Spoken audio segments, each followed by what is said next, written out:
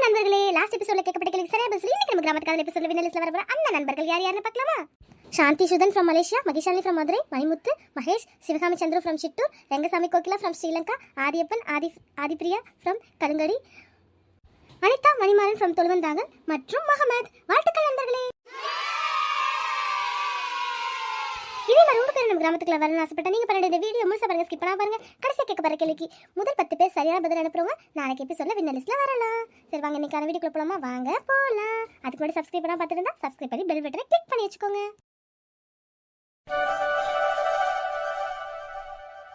மச்சான் என்னடா நான் சொன்னதெல்லாம் செஞ்சுட்டியா இல்லையா? ஆமாண்டா இன்னும் ஒரு வாரம் தான்டா இருக்கு, சீக்கிரம்டா.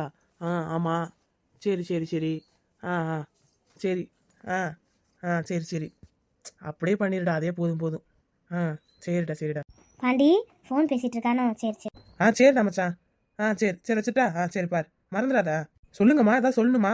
நீ பேசுப்பா, நான் அப்புறம் பேசிக்கிறேன். ஒன்றும் பெரிய விஷயம்லாம் இல்லை. இல்லைம்மா, கல்யாண வேலை பற்றி தான் ஃப்ரெண்டுகிட்ட பேசிட்டு இருந்தேன். என்னம்மா சொல்லுங்கம்மா. ஒன்றும் இல்லை பாண்டி, கல்யாணத்தை பற்றி தான் நானும் பேசலான்னு வந்தேன். கல்யாணத்தை பத்தியா? இந்த மாதிரி என்ன பேச போதும் தெரியலையே. என்ன சொல்ல போது மகன்கிட்ட? கேட்போம். சொல்லுங்கம்மா, ஏதாவது பண்ணணுமா, ஏதாவது வாங்கணுமா? ஆமா பாண்டி, கொஞ்சம் முக்கியம்தான். நம்ம தமிழுக்காக நகை வாங்கணும் பாண்டி. நகையா?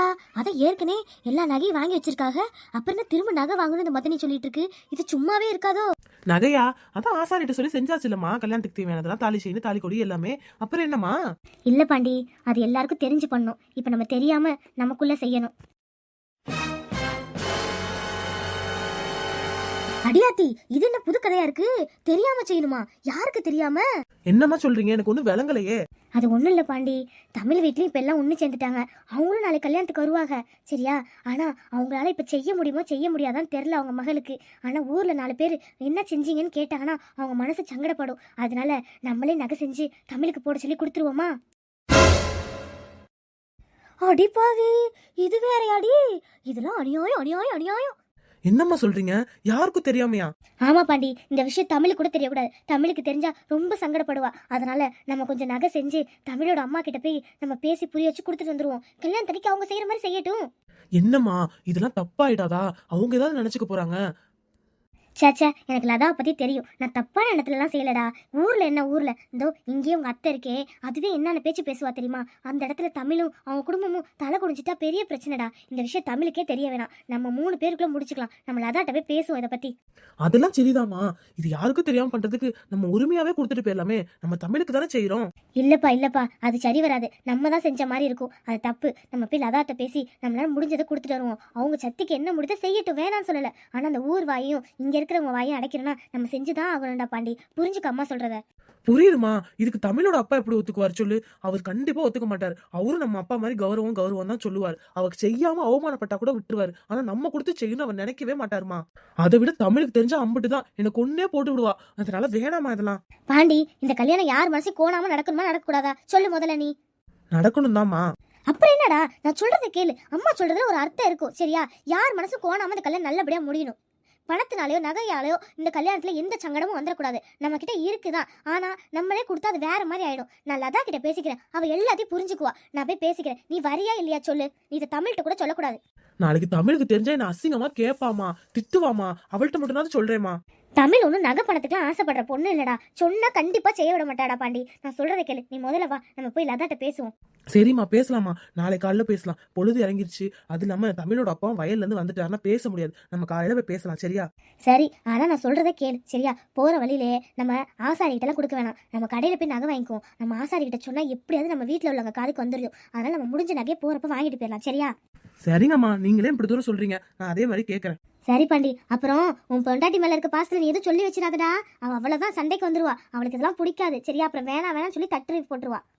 சரிம்மா, நான் சொல்லலம்மா. சரி, நான் பாருங்க, நான் கொஞ்சம் வெளியே வேலை இருக்கு, போயிட்டு வரேன். சரி பாண்டி, போயிட்டு வா.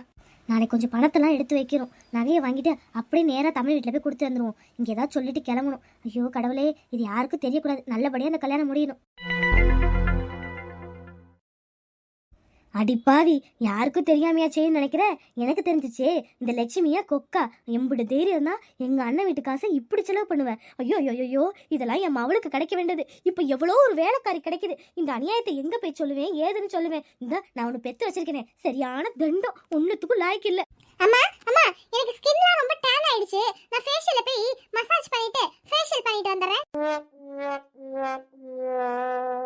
இதோ வந்துருச்சு மேக்கப் பைத்தியம். அடி பாவி, நீ அனுபவிக்க வேண்டியதெல்லாம் எவ்வளோ ஒரு அனுபவிக்கிறா, அதெல்லாம் புரியுதா? சும்மா மேனாமணிக்கு மாதிரி மினிக்கிட்டு அலையிறா. இவளை வச்சுக்கிட்டு என்னத்த செய்யறதோ? ஏமா ஓட்டா பேசிட்டு இருக்கேன். காதுல விழுதா விழலையா? விழுது போ என்னமோ பண்ணி தொலை போ. இவள்கிட்ட சொல்லலாமா வேணாமா? வேணாம். இவள்கிட்ட சொன்னா இவ வேற ஏதாவது பேசி இது பண்ணுவா. நம்மளே பாத்துக்கோ, நீ போயிட்டு வா. இது என்ன பேரஞ்ச மாதிரி நிக்குது? நமக்கு என்ன, நம்ம போய் முதல்ல ஃபேஷியல் பண்ணிட்டு வருவோம். பார்லருக்கு போறேன், பார்லருக்கு போய் ஃபேஷியல் பண்ண போறேன். சரியான பைத்தியத்தை பெற்று வச்சிருக்கேன். ஐயோ நீ லக்ஷ்மி, இதை சும்மா விடக்கூடாது. எப்படியாவது அந்த நகை நமக்கு வந்து சேரணும். பாக்குறேன்.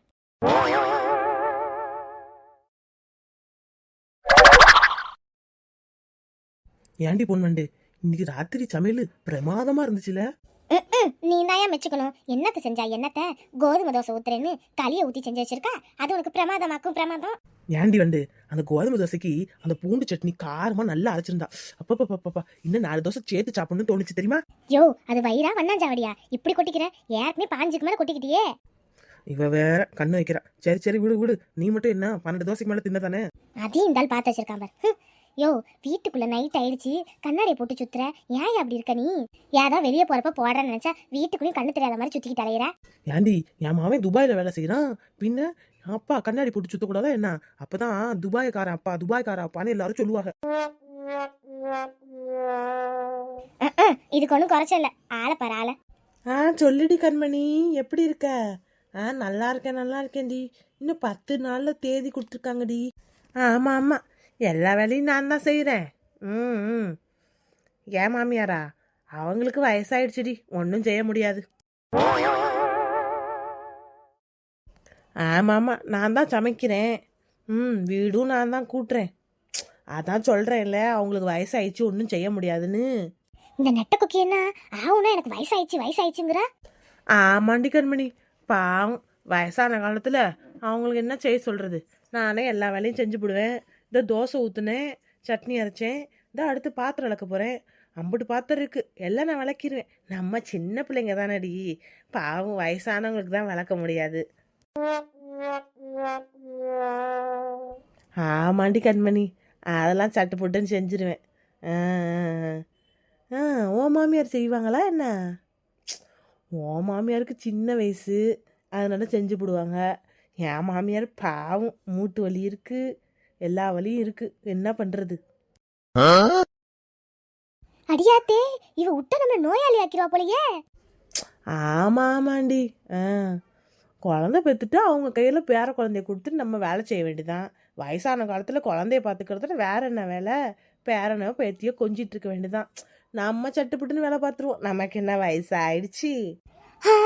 அடியே நெட்ட கொக்கி, நெட்ட கொக்கி.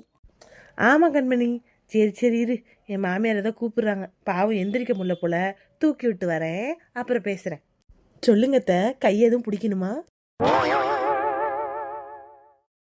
அடியே, நானும் பாக்குறேன். இம்புட்டு நேரம் உன் ஃப்ரெண்டு கிட்ட பேசுற, என்னமோ என்ன கிளவி மாதிரி பேசுற. எனக்கு என்ன வயசு ஆயிடுச்சு? வயசானவங்கிற அம்புட்டு திமிரு அடி உனக்கு. உண்மையை தானே சொன்னேன். உங்களால் இங்கிட்டு இருக்க பாத்திரத்தை அங்கிட்டே எடுத்து வைக்க முடியல. கேட்டால் வயசாயிடுச்சுங்கிறீங்க. அதனால தான் சொன்னேன். பரவாயில்லத்த, வயசான காலத்தில் ரெஸ்ட் எடுங்க, ஒன்றும் தப்பு இல்லை. நானே போய் பாத்திரத்தை இழக்கிறேன். அடியே நில்லடி நெட்ட கொக்கி. ஆஹா, புயல் கிளம்பிருச்சு. சொல்லுங்கத்த. ஏண்டி, யாரை பத்தடி வயசானவன பத்தியா? எந்த துணையும் இல்லாம எந்திரிச்சே என்ன பத்தா வயசானவங்கிற? நான் இன்னும் என்றும் இளமை. இப்ப என்ன பாத்திரத்தை வைக்க காட்டணும், அப்படி தானே? இரு நானே இப்ப எல்லா பாத்திரத்தையும் வளர்க்குறேன். வயசாயிடுச்சா? இதான் வரேன். நான் யாருன்னு காட்டுறேன். பொன் வேண்டா கொக்கா. போ, இப்படி சொன்னாதான் நீ பாத்திரம் விளக்குறன்னு எனக்கும் தெரியும். போய் விளக்கு. என்ன மருமவளே, போனே வராம யார்கிட்ட பேசுன? ஐயோ, இவர் கண்டுபிடிச்சிட்டாரே. அது ஒன்றும் இல்லை மாமா, என் ஃப்ரெண்டு தான். புரியுது. உன் மாமியார வேலை வாங்க தானே இதெல்லாம் சொன்னேன். பரவாயில்ல, நல்ல யோசனை தான். எனக்கு எது இப்படி பண்ணிடாதம்மா. சேச்சே, அப்படிலாம் பண்ண மாட்டேன் மாமா, கவலைப்படாதீங்க. இந்த ட்ரீட்மெண்ட் ஒன்லி அத்தைக்கு. எவ என்ன பத்து வயசானவன வந்து பாருடி, நான் எப்படி வேலை செய்யறேன்னு.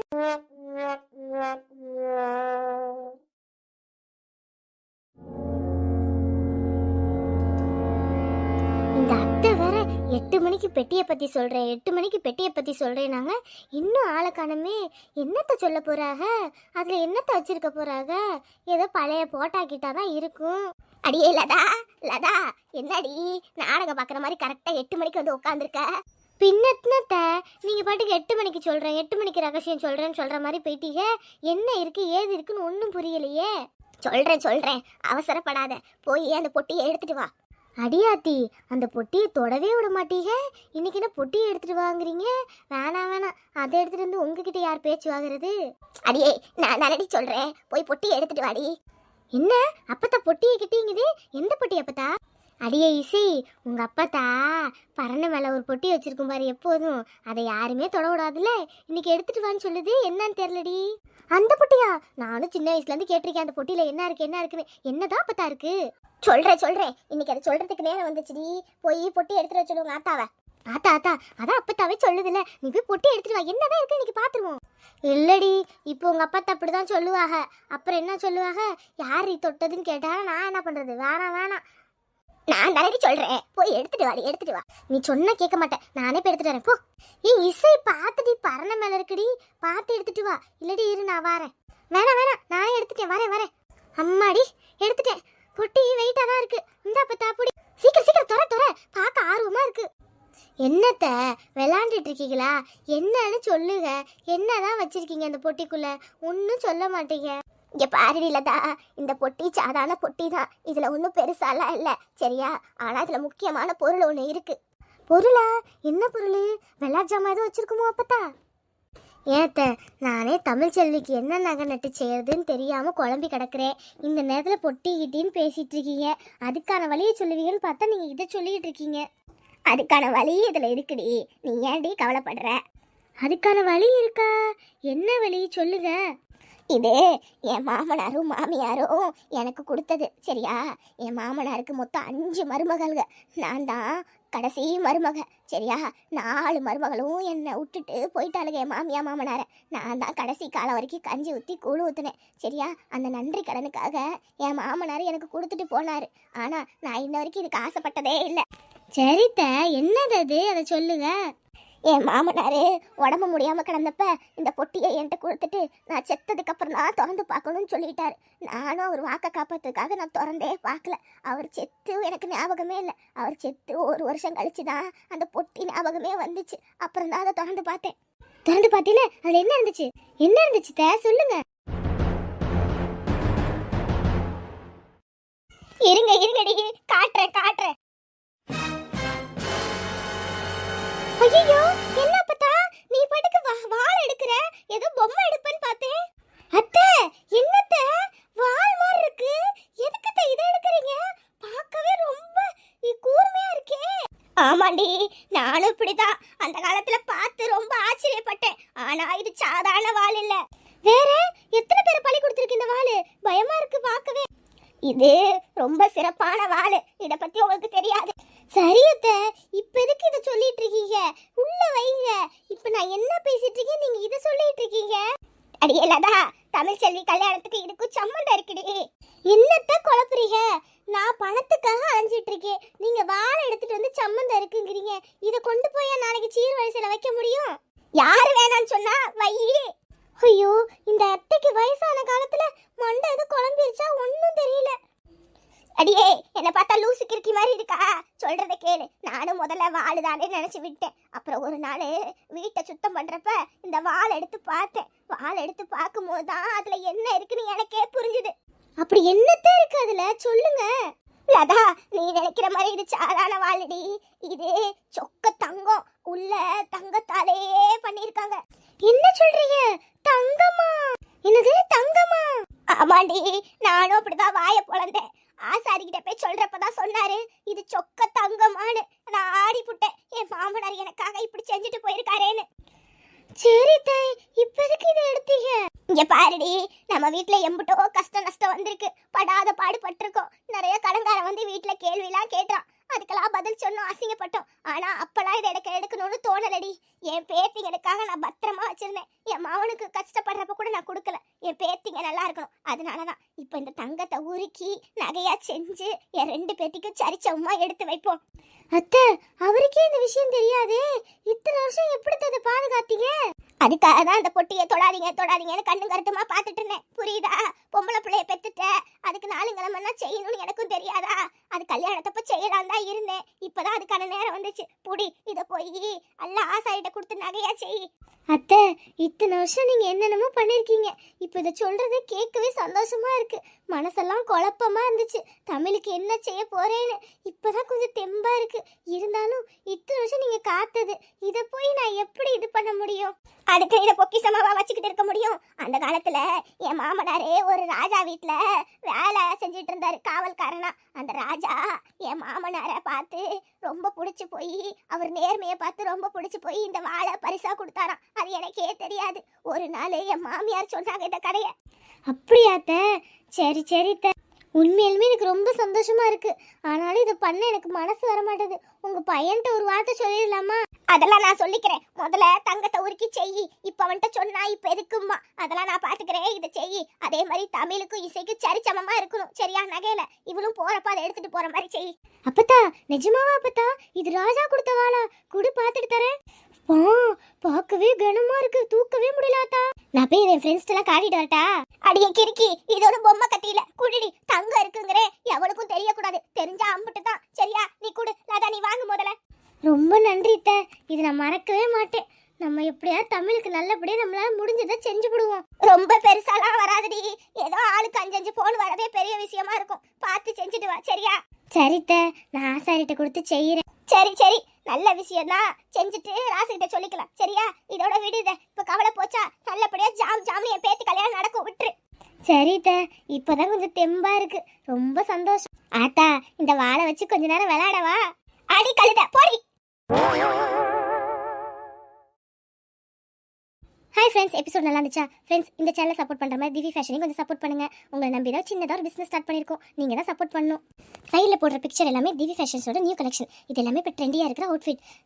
நம்ம கிராமத்துக்கார எபிசோடு பார்க்குற நண்பர்களுக்காகவே இது ஆஃபரில் கொடுக்கப்படும். இதோட டீட்டெயில்ஸ் வேணா ஸ்க்ரீனில் இருக்கிற நம்பரில் மெசேஜ் பண்ணுங்கள். நம்ம கிராமத்துக்காரர் சப்ஸ்கிரைபருக்குலாம் ஃப்ரீ டெலிவரியும் உண்டு. அதனால் சீக்கிரம் பிக் பண்ணுங்கள், கொஞ்சம் சப்போர்ட் பண்ணுங்கள் ஃப்ரெண்ட்ஸ். எபிசோட ஃபுல்லா பாத்தீங்களா? ஸ்கிப் பண்ணாம. அப்ப இன்னைக்கான கேள்விக்கு போலாமா? இன்னைக்கான கேள்வி என்னன்னா, பொன்வண்டு எத்தனை தோசை சாப்பிட்டதாக சொன்னார்? மறுபடியும் சொல்றேன், பொன்வண்டு எத்தனை தோசை சாப்பிட்டதாக சொன்னார்? இதுக்கான பதில் தெரிஞ்ச சீக்கிரம் கமெண்ட் பாக்ஸ்ல சொல்லுங்க. பதிலோட சேர்த்து உங்க பேரையும் உங்க அழகான ஒரே மென்ஷன் பண்ணுங்க. முதல் 10 பேர் அடுத்த எபிசோட்ல வின்னர் லிஸ்ட்ல கிராமத்துக்கால அறிவிக்கப்படும். இந்த வீடியோ பிடிச்சிருந்தா லைக் பண்ணுங்க, ஷேர் பண்ணுங்க, உங்க ஃபேமிலி ஃப்ரெண்ட்ஸ்க்குலாம் ஷேர் பண்ணி என்ஜாய் பண்ணுங்க. சப்ஸ்கிரைப் பண்ணாம இருந்தா சப்ஸ்கிரைப் பண்ணிருங்க. நம்ம திவி ஃபேஷனோட லிங்க் ஃபர்ஸ்ட் கமெண்ட்ல இருக்கு, போய் செக் பண்ணி பாருங்க. பிடிச்ச கலெக்ஷனை எடுத்துக்கோங்க. நாளைக்கு இன்னொரு வீடியோல பார்க்கலாம். பாய், லவ் யூ ஆல்.